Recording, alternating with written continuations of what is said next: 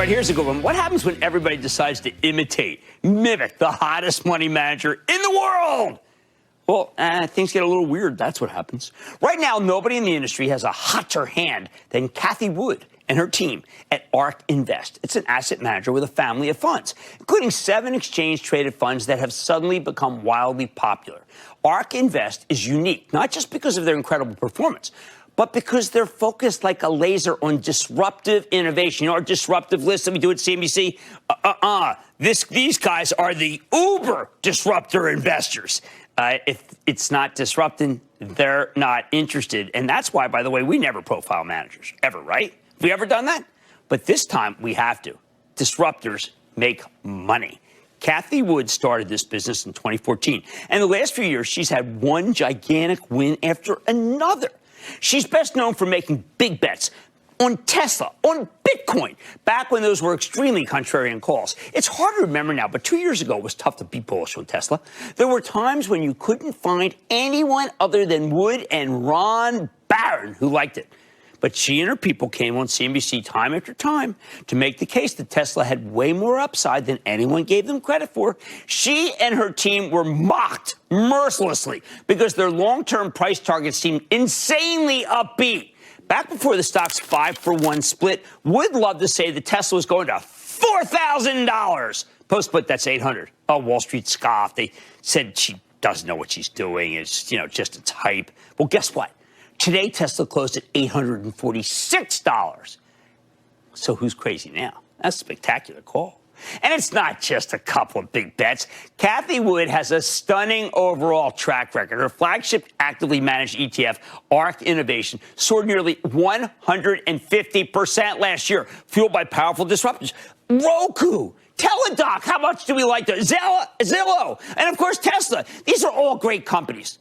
All huge gainers. Her second largest ETF, ARK Genomic Revolution. Think revolutionary medicine, genetically engineered crops. Did even better. It's up 178%. Her third biggest fund, ARK Next Generation Internet, jumped 154%. These are staggering numbers. I could go on and on. Their fintech ETFs up 127.5. Since the end of 2019, their automation and robotics ETFs up 144%.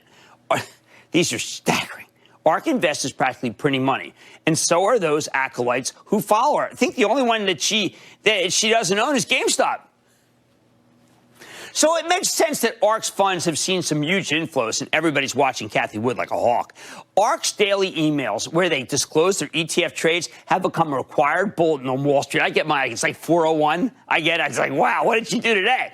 After the close, I check the S&P short-range oscillator like I've done for decades, and then I take a peek at what Cathie's buying.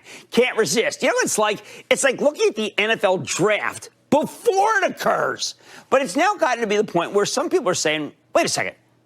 The Cathie Wood phenomenon is having a real impact on the broader market.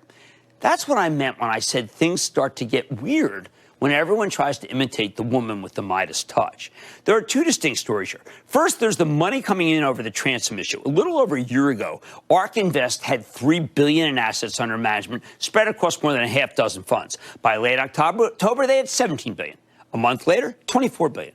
Then $34.6 billion at the end of December, and roughly $47 billion today. Now, some of that's simply because ARK owns stocks that are performing incredibly. When the stock prices go up, they have more money under management. But most of it has to do with new money coming in. Last month, ARK had more than $8 billion in inflows across its 7 funds. So far in January, they've got $6.7 billion, with the bulk of that split between the flagship ARK Innovation ETF and ARK Genomic Revolution. You can see that money coming in. She puts more money to work every day in the same names. There's a lot of capital, but there's lots of stock to buy. In fact, ARK's family of funds is now the #2 destination for money going into ETFs, behind only Vanguard. Wood's actively managed funds are getting more cash than iShares or State Street or Invesco, the powerhouses of passive investing, who must just be looking and saying, we got to own ARK Invest. When an actively managed fund gets billions of dollars, they have to figure out where to put it. So far, ARK simply stuck with their game plan. Good. I don't want any sort of trend that goes away from her plan. They continue to buy what they call disruptive innovators, basically a mix of speculative stocks and super fast growers. No drift here. However, just yesterday, Barron's published a piece arguing that ARK's funds may have gotten too big for their own good. When you're managing tens of billions of dollars, it's tougher to amass a meaningful stake in some of these smaller companies, and you end up owning a massive percentage of the share count. I don't even know if she should actually publish what she's doing or maybe give it a delay because there's just too much front running. Which brings me to the second story. So many smaller players are following Cathie Wood's every move that I think it's warping the action. When ARK Invest buys something new, tons of younger investors on Robinhood follow them into it, creating a self-fulfilling rally. Rather than just putting their money in the ETF, they want to buy what Wood's buying, and they want it now. The Merrymen, as I call them, Robinhood and his Merrymen, is having a ball imitating Cathie Wood.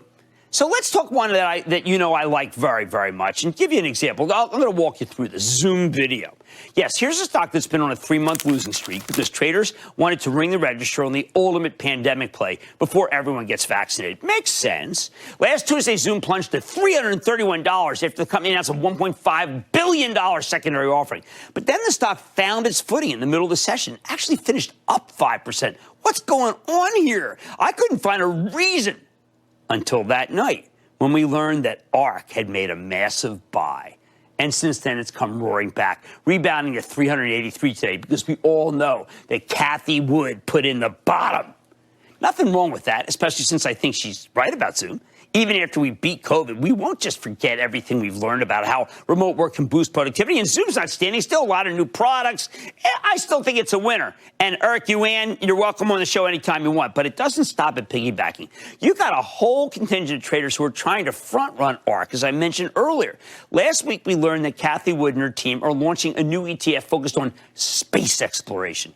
In response, all the high-profile space stocks soared higher, presumably in the expectation that ARK's new ETF would be a buyer and they can toss it to the ETF. Virgin Galactic, the extremely early-stage commercial space tourism play, saw its stock jump 20%. There were similar moves in Maxar Technologies, Viasat, Iridium, Orbcom, all because Cathie Wood's new fund might be interested in them. Maybe, but the darn fund doesn't even exist yet. So these trades feel like a recipe for disaster. All told, these 5 space stocks are up 29% on average year to date. That makes it tough for ARK to get a good entry point once this new ETF launches because everybody front-ran Cathie Wood. So now Wood and her team are coming under fire for all sorts of these graybeards they're after. You know, the people come on and they say that people are like frogs that boil because they're buying stocks, whatever.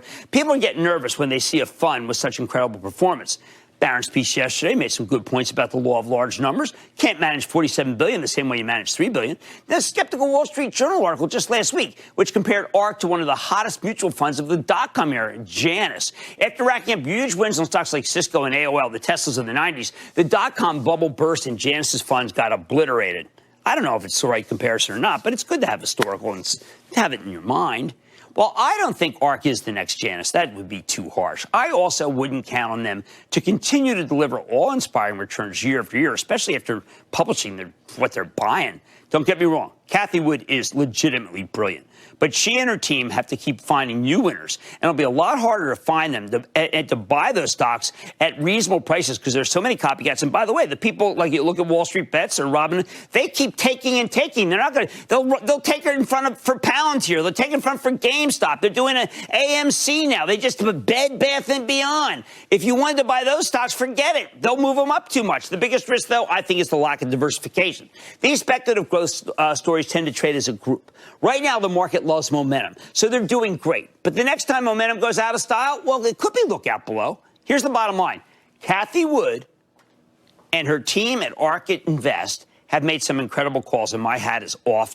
My hat is tipping to them. They absolutely deserve all the praise they're getting. We are going to continue to follow her like a hawk. That said, when I see so many copycats trying to imitate the same manager and take stock ahead of her, it makes me a little nervous. So keep your eyes open. Wait for when we think enough is enough. But remember, it sure isn't yet. Let's go to John in Minnesota. John. Hey, yo, Kramer, how we doing? I am doing well, and how are you doing, my friend? Fantastic. Booyah. So I'm calling you to ask about Riot Blockchain, ticker symbol RIOT. if cryptocurrency keeps heading in this direction, I think they're in for a big year. What are your thoughts? Well, look, they're an ancillary play on Bitcoin. Now, I've been very public saying that Bitcoin is a repository of wealth, but I think the best way to play Bitcoin is Bitcoin.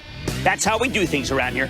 Now, Kathy Woods got the Midas touch. She and her team have made incredible calls and deserve all the praise. I think I just got her bulletin. I'm going to take a look at what they bought today. She's been liking a Bristol Myers. Don't get much more mad money yet, including my exclusive with First Horizon after earnings. What does the report signal for the rest of the regional players? Then the market of stocks is finally acting like a market of stocks. I'm going to explain why it's a refreshing change. And all your calls rapid fire in tonight's edition of the Lightning Round. So stay with Kramer.